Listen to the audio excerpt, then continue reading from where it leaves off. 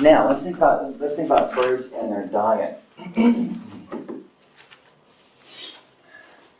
The ancestral bird's a theropod dinosaur, a little carnivore, probably smallish.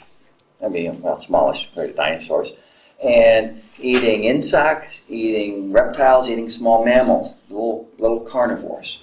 That's the foundation. When we look at birds today, we see a wide variety of dietary niches. Certainly carnivory is a big deal. A lot of birds are carnivorous, but we also have birds that are herbivorous, eating other food sources. But if there is a source of food out there, within certain parameters, and there's some things birds don't eat, but there's probably a bird specialized to utilize it. This number was really high. For a lot of people, you know hummingbirds drink nectar from flowers, right? Mm-hmm. Apparently a lot of birds do. I wasn't aware of that. I was reading through that, but there's a pretty big cohort of birds that drink sugar water, the nectar from flowers. Seeds are also an important food source of birds, and you know this too, because I bet at some point in your life you had a bird feeder in your yard, and you go bags of bird seed for it. And birds eat seeds, but they also carry seeds around, and that word there, vector, that means an animal that carries something around, like a mosquito carries malaria. Mosquito's malaria vector. Birds are seed vectors. They eat the fruit, but poop the seeds out. They move the seeds around. That's a bit of ecology. Now, think about birds and their niche of flying. Because of the restrictions of flight, bird food typically is high energy, easily digested. Think about that. They are processing a lot of energy to make those muscles move to fly. That's expensive.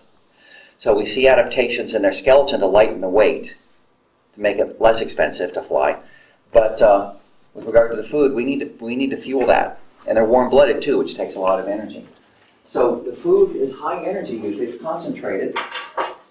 And another important aspect that's easily digested. You don't want a bunch of machinery, intestinal machinery, to digest that food. You want to be able to process it quickly and efficiently. So I put seeds up there. Seeds are extremely compact, high energy little food packages. And you know that. You're not going to lose any weight eating all cashews, right? Here's some biology words, not just bird words, but biology words. Phage, that means, when we see phage in a biology word, it means eat, food, nutrient. In this case, it's food. And steno means narrow. And so an animal that has a very narrow dietary niche is stenophagus. And so, a buzzard here, a vulture, eats dead things. That's a fairly narrow dietary niche. That'd be stenophagus. And there's Uri, translated as true or broad. And there's a crow, and crows are kind of like raccoons. If it fit in their mouth, they'll try to eat it. So Uriphagus means a really broad dietary niche.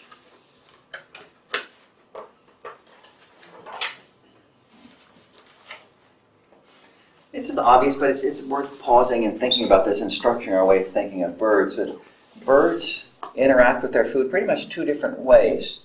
They can interact with their feet, and not all birds do, but like a raptor has talons, and they interact with their food through their beak. They don't have hands, so those are their two ways to interact with food. I'm trying to think of any other way they could, and I can't. So you can learn a lot, even if you know nothing about a bird. You find a bird specimen, or you're observing one in the forest. You can make some hypotheses about aspects of that bird's niche just by looking at the beak. Or if you can see him, by looking at the feet. And we call bird beaks bills. And there's bird feet there. So we got bills for all sorts of different functions. I have some examples as we move forward. All sorts of different functions. And you have feet for all sorts of different functions as well. Some are just walking around. Some are grabbing and tearing prey. Some are swimming. Some are just sitting and holding on. So let's, you might have had your grandma say, "Oh, you eat like a bird." And when people say that, they mean you don't eat much. You're not eating enough. And birds actually consume enormous quantities of calories a day, much more than you do. They have to in order to fly. Back to that thing, they eat high-calorie, easily digested food. And flower nectar is essentially sugar water. And seeds are fats and proteins and carbohydrates. So eating like a bird, I tried to find some examples. Some birds, eat like a third of their body weight a day just to keep up the energy they need. Because that takes a lot of energy. So are there any birds that use their wings as kind of that kind of catcher? Like a bat does. Yeah. They like catch prey? Yeah. I can't think of any. Okay. But there may be some that do it accidentally. Well, because we talked about that when we were talking about the... Oh yeah, the ancestors. Yes. Yeah, I don't think so. I can't think of any. Bats, when they're flying along, they scoop insects into their mouth with their wings. But I don't think birds do it regularly. I can't think of any, but I'm not a bird person. Okay. But back to this, the warm-bloodedness plays into this. The high energy consumption plays into this. The efficient metabolism all plays into this, needing an awful lot of energy to do that. So what you don't see a lot of grazing birds. Ever been around geese? Geese graze grass in lawns, and they poop out these huge, gooey, green poops. Grass is really inefficient food. It takes a lot of digestion. You have to eat a lot of it to get enough energy out of it. And the digestive machinery is kind of heavy and clumsy. Picture cow. But, farm geese, do they fly? Not very much. Not anymore. So that works for them. So they can have a more complex digestive system that's got a lot of grass in it at any one time. And but they have to spend, half their day eating. There aren't a lot of birds that do this. There are a few. I just, when you're out doing field work or out hiking, a shrike, if shrikes are in your area, and I'm not sure if we have shrikes in Southern California, a little carnivorous bird, they fly around and find small animals to eat. And if you're walking around or hiking, they leave signs that they've been there. And what they do is they take their prey and they stick it on spines on plants. And if they have a barbed wire fence, you'll see barbed wire fence decorated with impaled snakes and mice and grasshoppers. It's kind of like a horror show. It's an interesting food specialization.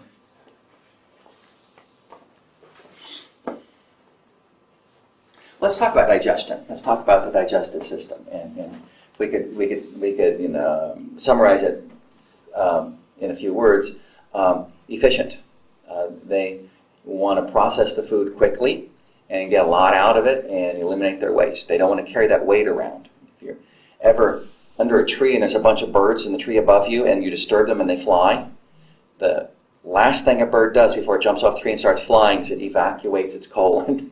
So that there's this bunch of poop falling down on you. That's when they do it. And the other just a side thing is if you're ever in a cave and there's bats on the ceiling, you really want to be careful not to wake them up.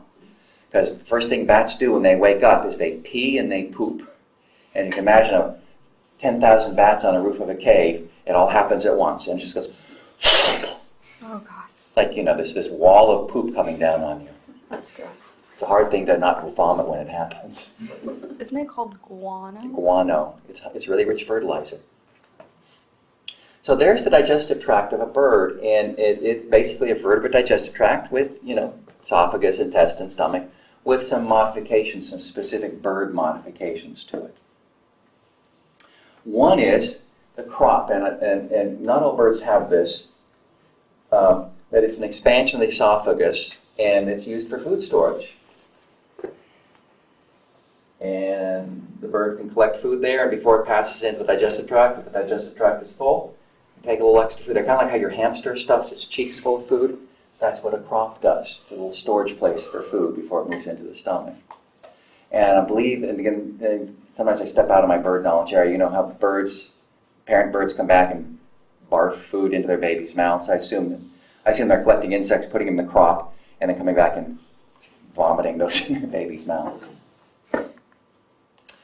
Some birds, like flamingos and pigeons, in their esophagus in the crop, there are glands that make it's called milk. It's not mammal milk, obviously. It's called crop milk, but it's a nutritious fluid full of proteins and carbohydrates, and they feed their babies with it. But it's like they're spitting crop milk into the baby's mouth. Pigeons do it, the pigeon group, and flamingos do it. Not all birds.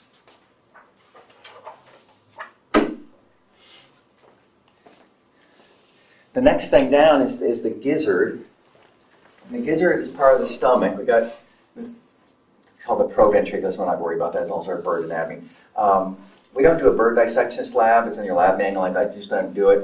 Birds as dead specimens, they're pigeons, and they kind of smell bad. And I just don't like them as dissection specimens. But maybe we should get some models. But anyway, the gizzard is the main portion of their stomach, and it's a big muscular thing. And if your grandma made you turkey gizzards or made soup out of them, you saw that. It's a big, thick-walled, muscular stomach. And what they do, and we see this all the way back to dinosaurs and alligators, or at least back to dinosaurs with this, they'll swallow small stones. Not all birds, but some birds. You might see a bird in the middle of a dirt road, very carefully picking through the stones there, looking for just the right one. And they swallow those, and they put them in their gizzard. And they're called gastroliths. Lith is stone, gastro is stomach stones, or gizzard stones. And when they eat things, those stones churn around in there, and it's like a grinding mill. Can break things up, particularly if you're swallowing seeds. I suppose that's probably useful there. For small animals. Or small animals, yeah. And we looked at this earlier with dinosaurs. There's a dinosaur. Those are gastroliths. That's where the dinosaur's gizzard was in this particular fossil. So we know that some dinosaurs did that.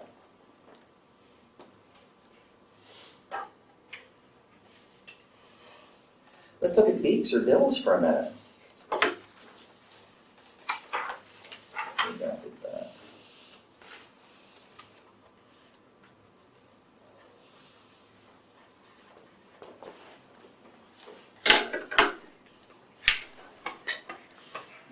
So this is the main tool in which birds groom their feathers with, and the tool that they use to get food.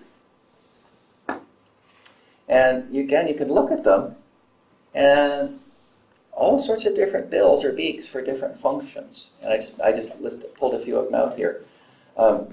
That's a bird. That's like the raccoon. That's a crow. That beak works for a lot of things. Doesn't work extremely well for one particular thing. It does a lot of things reasonably well. It can catch insects with that. It can catch small animals with that. It can pick up seeds with that. A very opportunistic feeder. Oh, that is the wrong label there.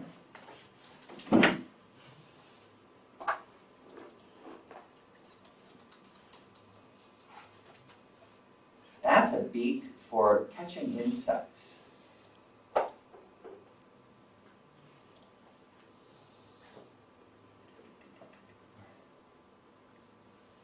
Tiny little beak, very fine, often for catching insects on flight, or maybe for picking them off a bark or out of a litter. That's a fine little pair of forceps for catching small insects. You see the little birds on campus with the black heads? They'll sit on like a fence post or a sign, and they'll sit there, and then they'll whoosh out, grab a flying insect, then come back and sit. And I had one, and then they move around, and I had one that spent several days on the antenna on the back of a car I used to have, and so the whole back side of the car was pooped. As they sit there, they poop. But it's called Phoebe, and you see, when I was walking over to do my printing, I saw some out there. Watch for them. We also have these beautiful little woodpeckers on campus. You don't see them very often, but you hear them. They're about this big. They're black and white. When you hear that, that thump, thump, thump, thump, thump, thump, go find it. In the North Quad, there was a family of woodpeckers last year. Oh, they're still here. They're over by the sub now. Are they? I saw them in that tree right cool. by the back door. And you hear them before you see them. Like a finch, there's a beak that's for crushing seeds. Not going to be really good at catching insects, flying insects. Not going to be good about tearing little mammals apart. But picking up seeds and crushing them, that's what that beak's for. Then again, I talked about earlier, we had a lot of birds that drink nectar. And so that kind of beak is usually long and thin with a really long tongue that can reach down into a flower and collect that nectar. It's not going to be good at much else, but it's good at that. Look at this highly specialized one called a crossbill. That's not an injured specimen, not a deformity. That's the beak. And this is a beak for reaching into pine cones and pulling the seeds out and then crushing them. That's a fairly narrow niche. That's a beak that's not going to be good for a lot of other things. But pine cones, perfect. Toucans eat fruit. It's a very lightweight, long bill, and they'll reach out towards the end of branches. Maybe the branch is too thin for them to walk out, but they'll reach out there and they'll grab fruit off the end of it and then swallow it.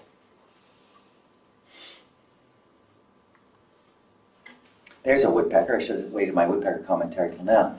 Very rigid skull, very strong beak, and they chisel into trees and seek insects that are under the bark or in the wood of the tree. There's a fish scooping bill, a pelican, right there. Runs that through the water and scoops up fish and water, and then pours the water out the side, keeps the fish. That's not going to work for catching insects. That's not going to work for chiseling in a tree, but that's not what they're adapted for. This is an extremely specialized beak, a flamingo. The beak has really fine bristles in it, and it puts its head down the water and passes water through its beak and filters out tiny little crustaceans, little plants, little algae, things like that. A real good place to watch birds in action is shorebirds and little birds you see running along the beach. And there's several different kinds in our area here that you might see. And I'm drawing a blank on what kind of bird this is. But anyway, got a really long probing beak, very sensitive tip, and he pushes down to the mud or the sand and feels around for small invertebrates. Doe-witcher? Is that what kind of bird it is? There we go. Doe-witcher, short bill. I'm terrible with birds. And there you go. That's a tearing and ripping beak. That's usually, beaks like that are usually for taking mammals apart. Did that. While we're on beaks, all birds lay eggs, and little babies go full development inside the egg and have to hatch. They have to get out of that hard shell. And the way they get out of it is on the end of their beak, they have what's called an egg tooth. And it's a little hard structure with a little blade on it. And the little guy cuts a hole in the eggshell from the inside. And once he's out, that little egg tooth falls off. Looked and looked for a picture. And this kind of one there, you can see the little guy down there digging his way out. Sometimes when you see a chick hatching, you'll see it make a little straight line across the egg to create a fracture point and push itself out. But that's the egg tooth, a very specialized hatching structure. Alligator babies have it too. Just some good words here to get in our vocabulary if they're not already there. Morph means shape or body. So polymorphism means multiple forms. So humans are polymorphic. We're not all the same, and we're not all the same in very specific ways. We've got males and females, for example. Dimorphism is that particular type of polymorphism. Dimorphism means two forms. And so a lot of animals are dimorphic, males and females. And in some cases, the beaks are dimorphic. You got the male version and the female version. And that focuses right down to beaks. I'm not sure what the function of that is in these guys, but there you go. So good biology words. There's sexual dimorphism. That's probably the most common kind of polymorphism, the sexual dimorphism, where you have distinct males and females.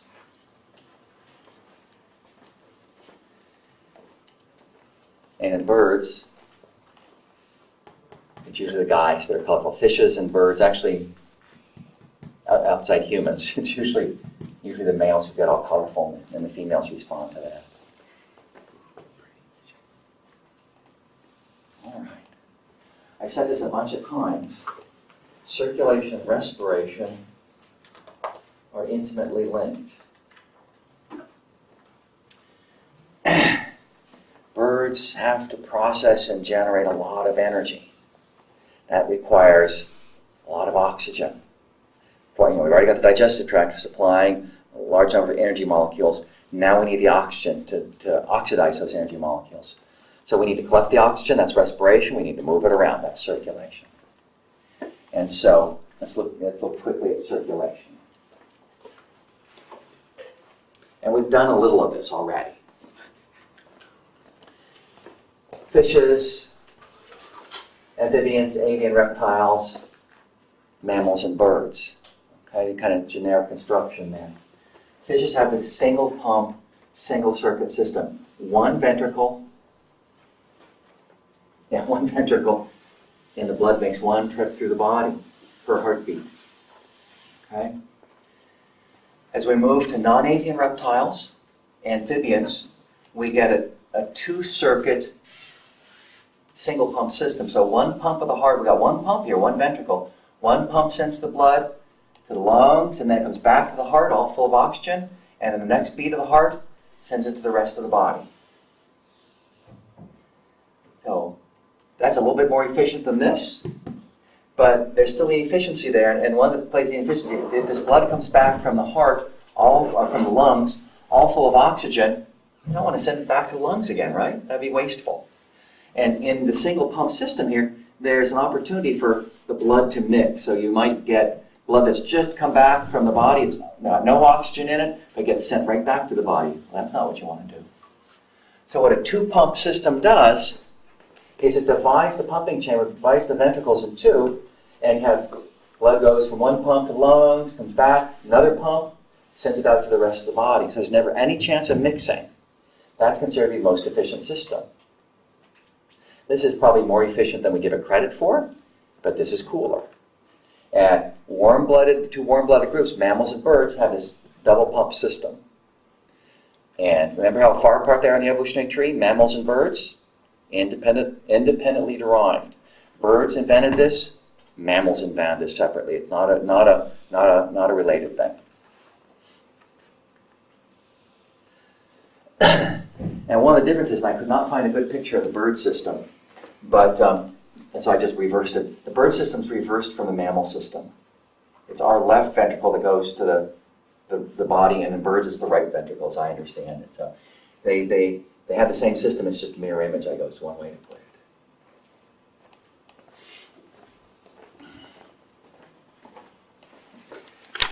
These are red blood cells. Why are they funny looking to you? They have nuclei. As mammals, we don't have nuclei in our red blood cells, right? Our red blood cells are anucleate. These are fish, reptile, amphibian blood cells. They have nuclei in them. And then, birds are perfectly good reptiles in this way.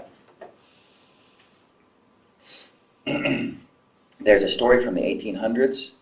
One of those early dinosaur guys, I introduced him, but we don't need to remember which one. He was a physician and an anatomist, and he was just really sharp.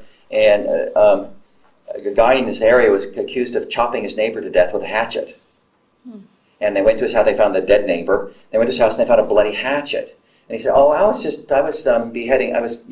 chopping heads off chickens yesterday. That's chicken blood. And this guy said, oh, is it? Okay. And he took some and he put it on a microscope. And if it were chicken blood, it would look like this. But it wasn't. It was human blood. That guy got hung. So anyway. What do you call that? We call that forensic science, early forensic science. Okay, let's look at respiration. This is extracting oxygen from the air. Birds have this system, and I was talking about this the other day. I've watched the YouTube video, I have read the descriptions, and I had not been able to figure it out in my mind. But I want to tell you what happened, what the outcome is rather than what happens. It's got to be fascinating. It's just a bit of anatomy that escapes me right now. There's a lung in a bird. This is just one side. And then there's all these air sacs. We've talked about these. Birds have these air sacs in their body, and some of them actually extend into the long bones. They're air sacs, and they're connected to the trachea or to the lungs. So they're inflated with breathing. And bird lungs are flow-through lungs. Your lung is dead. Your lung is empty as a blind sac. Air in, air out. When birds breathe, because of the way the air flows through these air sacs and through the lungs, the air flows through the lungs in one direction and then out.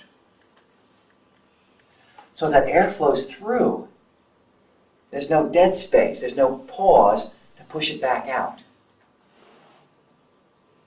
When you breathe in and your lungs are extracting the oxygen, they can only extract at most half the oxygen you take in. Right? Because as the level of oxygen in your lungs drops, the level of oxygen in your blood rises. And so diffusion only works when there's an imbalance. This way, the air is flowing through the lung in a countercurrent system, air flowing one way, blood flowing the other way. They can get almost all the oxygen out of every breath. You can get about half out. That's why mouth-to-mouth resuscitation works for people. It wouldn't work for birds. Well, you could do it to a bird couldn't do it to you. Because every breath he takes in takes most of the oxygen out.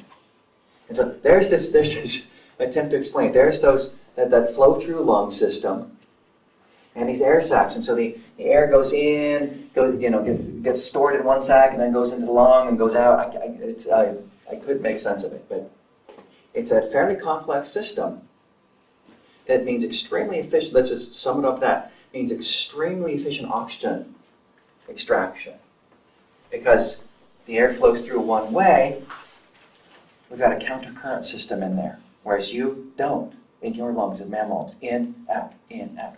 The air flows through, air goes this way, blood goes this way.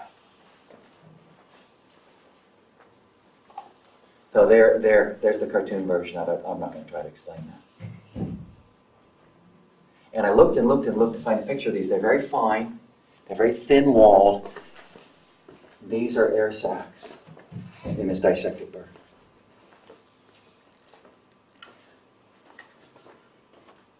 Let me give you an example of how efficient that is.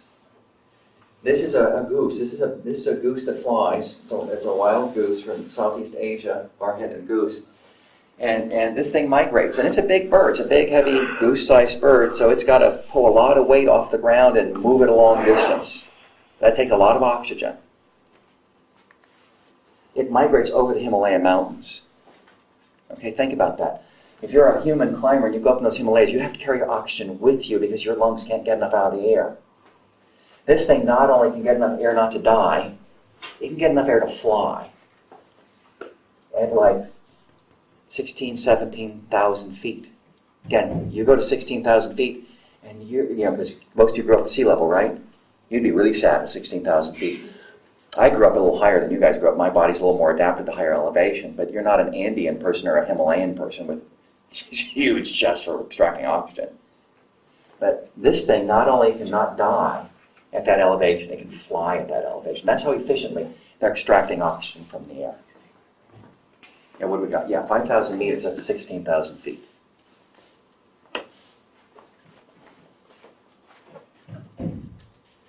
Bird waste issues. Waste elimination. It's very reptilian. And the diapsids are the reptiles, and the mammals, we are the principal amniotes. We handle waste elimination differently. And birds do it in a very reptilian way. Oh, before we get to that, though, salt balance.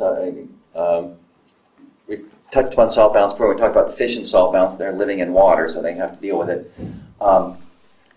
Birds and tetrapods generally don't deal with salt balance unless they have to drink seawater. And seabirds who drink seawater, like sea turtles, well, they have a salt elimination system. They have glands in their head, and salty mucus pours out of their nostrils. And again, if you're around seagulls at the beach, they look sick because their noses are always running. That's a salt balance thing. If they shake their head, it gets thrown up on you. Just sticky, salty mucus. And you see in turtles, that's the Galapagos iguana. I'll have to find a video of that. They're hilarious. their salt glands are in their nasal cavity, and so this salty mucus builds up in their nasal cavities, and then they go, and they sneeze it out. And so if you're studying Galapagos iguanas on site, they're constantly sneezing salty snot on you and each other. Okay, that's salt balance. It's an issue that most birds don't deal with, just seabirds. But all birds deal with waste elimination. And what we're talking about here is the metabolic wastes.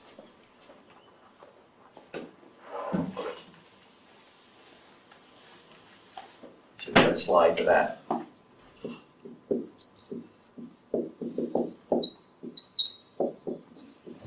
This isn't the stuff you eat that you can't digest, you pass out from your intestine. These are the wastes that your cells generate. And one of the principal wastes you generate as you're metabolizing food and repairing your body is you generate nitrogenous waste, wastes that contain nitrogen. And the initial waste product there is ammonia. Your cells produce ammonia. Remember that from chemistry or from cleaning your oven? NH3. What happens if you crack open a bottle of ammonia and sniff it? You pass out. You pass out. It's pretty damn unpleasant. It's a very reactive molecule. It's poisonous. And so you have to eliminate it. Fishes are swimming in a sewer. We talked about this. Fishes, their ammonia waste just go out their gills. They don't do anything with it. It's just ammonia. Out in the environment it goes. When you're a tetrapod, you can't do that. You have to store the ammonia, and you eliminate with your kidneys and your urine. But it's really, really toxic. So you want to make it something less unpleasant. And this is uric acid. And you can see the nitrogen's in there. In diapsids, can't think of any mammals that do this. In diapsids, those ammonia wastes are converted into uric acid. It's expensive and do some molecular machinery, consume some energy, but this is not extremely toxic. So we can concentrate this with the kidneys, and we can eliminate it at a time of convenience. Because we can't pee it out our gills. Now the thing about uric acid, can you picture bird poop? It's kind of sticky and pasty. Uric acid is not soluble in water, very poorly soluble in water. So the nice thing about uric acid is it doesn't take a lot of water to eliminate it. They kind of fill their bladder with it or whatever, I'm not sure what it is, they pour it into, and then they can push it out with very little water. You know, bird poop is kind of sticky and gooey, but it's not like urine. So birds, uric acid is their waste product. Well, what's your waste product as a mammal? What do you do? It's a kind of parallel thing, but you use a different molecule. Urine. You use urea, a molecule called urea, and urea is soluble in water. So we eliminate this waste as urea, but the cost is you need a fair amount of water to get rid of it. So when you're out on Santa Rosa Island with me and you're not drinking enough water, your urine becomes darker and darker and darker yellow. And that's what we say. If you can see the yellow in it, you're not drinking enough water. So, these wastes, if you don't want to fly around with them, you avoid it. So birds tend to eliminate their wastes frequently. And I just thought that was a funny sign. Birds poop every 50 minutes, and that may be true. I'm not sure about that. But I do know if you're sitting under a tree full of birds and they get disturbed, off and down comes all the poop.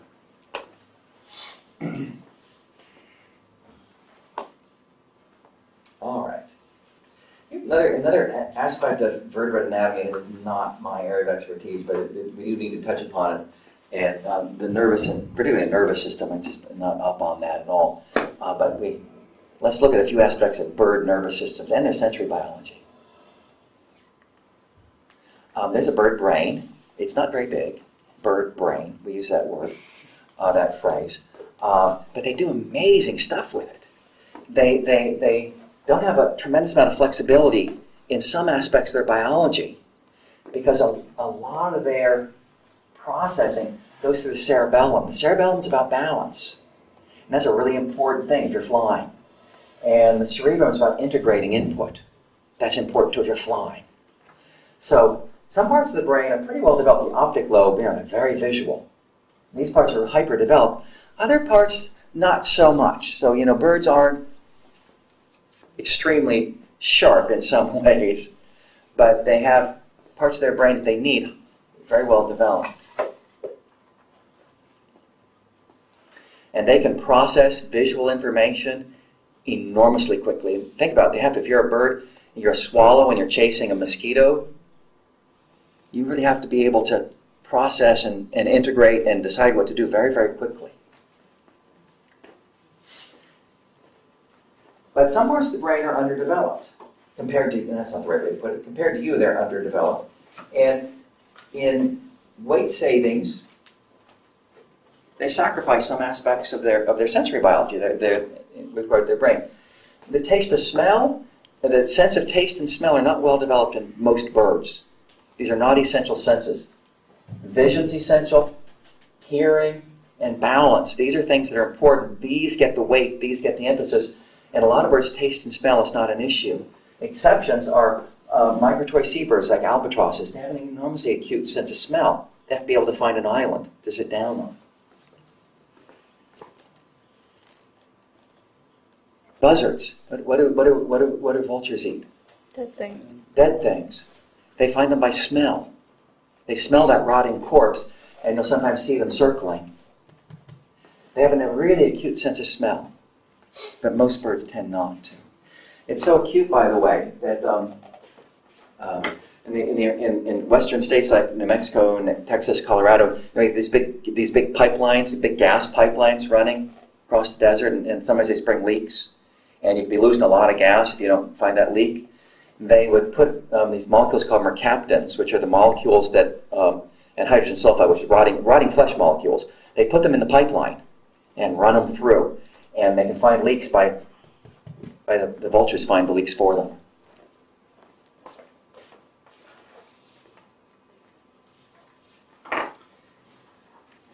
So, sum up.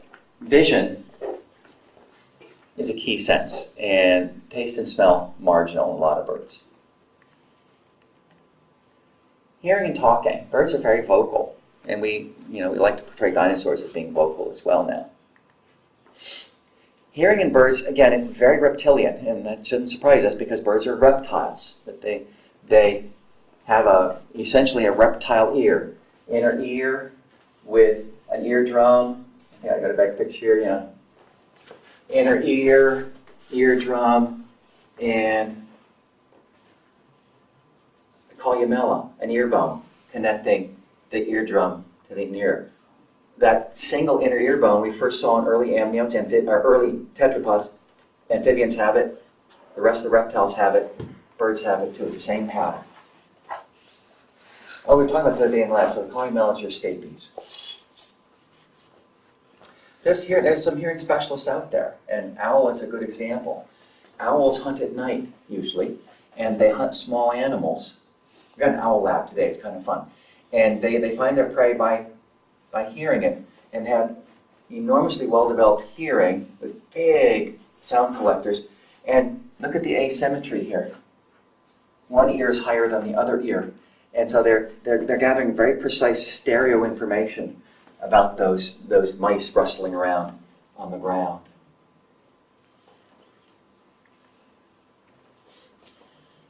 The syrinx is the voice box. This is where the sounds originate. And it's in the trachea. This is the passageway to the lungs. The syrinx is in there. There it is right there. And as air flows through it, they vibrate it. And different birds have different sizes and textures and frequencies they vibrate it. So different birds can make different sounds. I think you know that. A robin doesn't sound like an eagle. And so birds talk to each other.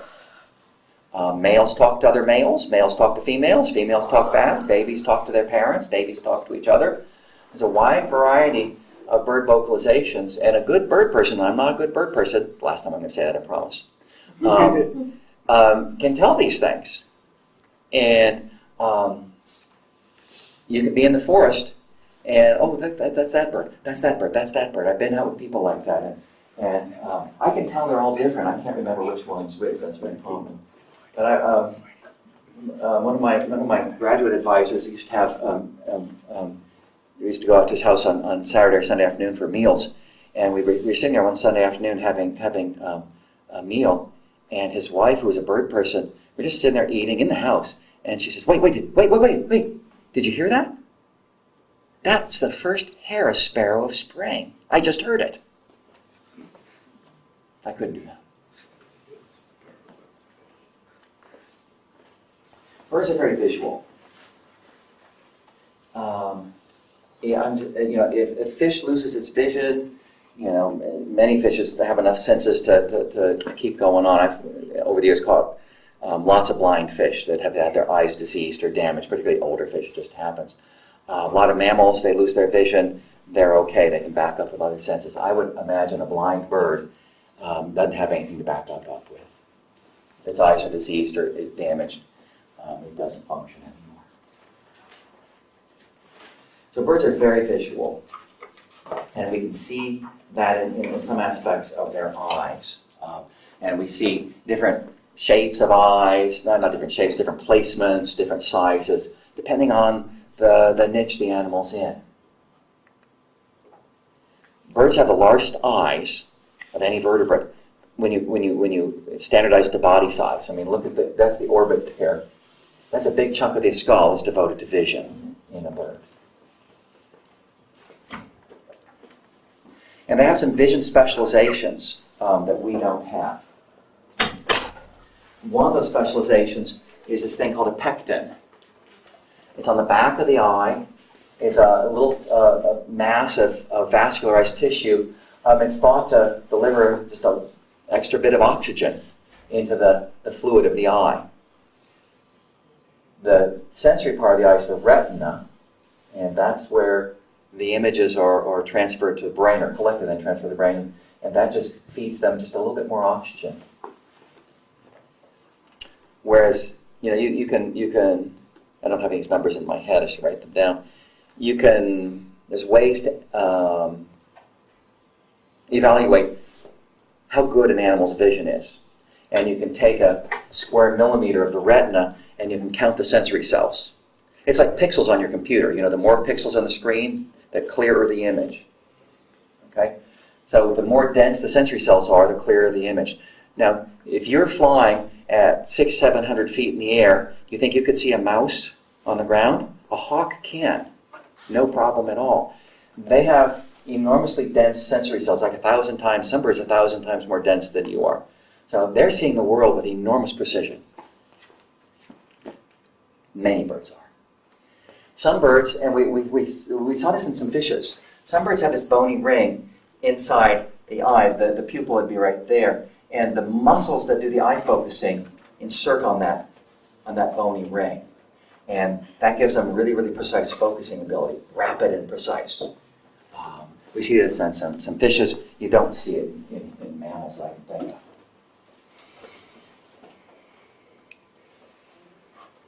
So very, very visual, and in many cases, vision that's far more acute than ours. Very, very sensitive to fine detail, very, very sensitive to motion.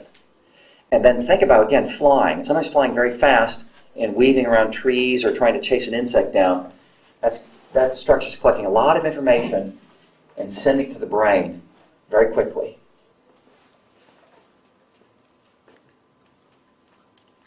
This works on fishes. We see it works on fishes, other reptiles, mammals. Eye position varies with the type of lifestyle you have. So, for example, look at the hawk there. Both eyes facing forward, like on a primate, like on you. That animal's seeing in stereo, which is important for range, seeing how far something is away from you. Stereo vision. You think that's normal because you're a primate, and you've spent your whole life like that. But look at a goose here. Goose's eyes are over here. He's seeing a much bigger piece of the world than you are, or than this hawk is. But he's only seeing things right in front of him in stereo. Everything else he's seeing very flat. It's like when you cover your eye up, the depth perception disappears, right? So he's seeing all around him, well, not to the back, and he's only seeing forward. So he's chasing things down and grabbing them. He's trying to avoid being chased down and grabbed. So it's important for him to know that there's a predator over there. It's less important for him to know how far away it is, at least the minute he can turn his head and look at it, oh, it's right there. So that tells you a lot. And it's the same thing in mammals. Horses, right? Right here. Lions and cheetahs, like this. And we see it in some fishes too.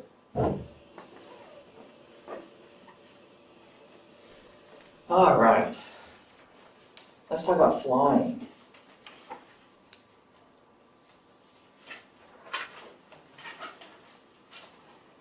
Did that. Okay. We're in good shape. Let's talk about flying, then we'll take a break in a few minutes. Tree down, ground up, it doesn't matter. However it happened, we're flying now. So let's look at how that works. People have wanted to fly ever since they've watched birds, I'm sure, and tried to understand how it works. Leonardo da Vinci tried to understand how flying works by watching birds fly, and he didn't have high-speed photography. He didn't even have fine pencils to draw with. He tried to figure it out. Later we did. And the same rules apply to an airplane that apply to a bird. So flying, designing an airplane is an engineering challenge. Evolution, structuring a vertebrate to fly, deals with the same technological challenge. And we have two issues we have to worry about here, two forces. One is thrust and one is lift.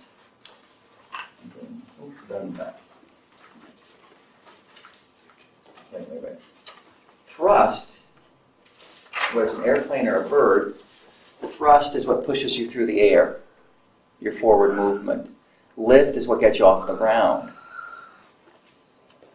If lift is greater than gravity, you fly, or you leave the ground. If thrust is greater than what's holding you back, you move forward. So whether you're a bird or you're Wilbur Wright and Orville Wright designing an airplane, we have the same forces we need to deal with.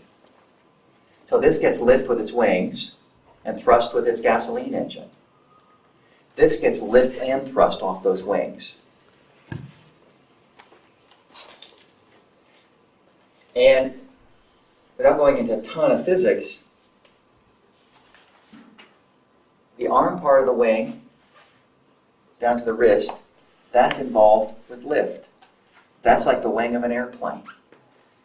The hand, the wrist and the hand of the wing, that's where the thrust is coming from. And when you watch birds, and once we invented high-speed photography, you could watch the motion that they do to get lift and thrust off the same action. So there's our bird again, thrust and lift. Let's start with lift. That's primarily coming from the arm portion of the wing. So air is flowing over that, and we're getting lift. There's a wing. This is just basic physics, it's aerodynamics. This particular shape was discovered in the 1800s by humans. And as you move this through the air, you get lift. And what's happening is the air is divided and goes over it. And because the wing is shaped like it is, there's more length along the top than along the bottom. So the air along the top, as it moves over, you have the same amount of air being split, but this air has to go farther. So this air thins, and it pulls the wing up. The faster this goes, the greater the lift. I think you know that. Planes go faster, they get more lift. So because of this shape, when we move air over it, we get lift, whether you're an airplane or a bird. And you can play with this. You've done this, right? Your mom said don't, you'll lose your hand.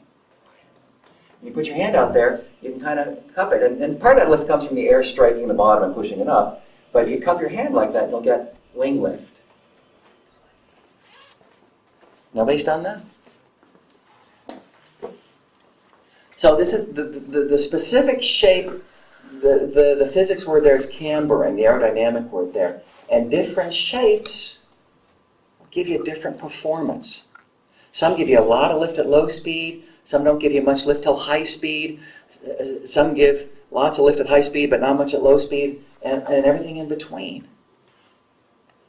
And we can design airplanes with different functions, with different wings, and evolution has come at birds and given us different wings for different functions.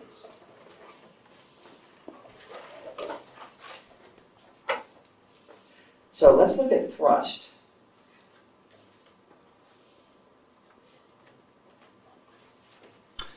Before we get thrust, let's take a minute here. Take another 5-6 minutes here, and then we'll push on. And if you have any questions, take them up.